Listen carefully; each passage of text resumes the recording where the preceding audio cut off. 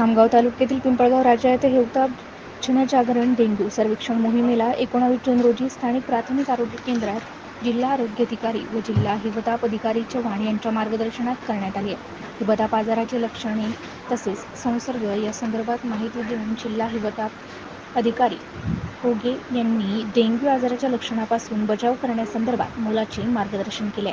जिल्हा हिवताप अधिकारी पांडे यांनी नागरिकांना आपल्या घरासमोरील डबके, घराच्या टिनावर ठेवलेले टायर व त्यातील पाणी खाली करावे व घराच्या छतावर पाणी साचणार नाही याची काळजी घ्यावी असा महत्त्वपूर्ण उपदेश नागरिकांना केलाय. या सर्वेक्षणामध्ये आरोग्य सहाय्यक काटे, प्रभारी वैद्यकीय अधिकारी महाले, आरोग्य सेवक सपकाळ, सर्व शाळेचे प्राचार्य तसेच सहकारी शिक्षक यांनी मोलाचे सहकार्य केले. MCN न्यूज मराठीकरिता गजानन खंडारे, पिंपळगाव राजा.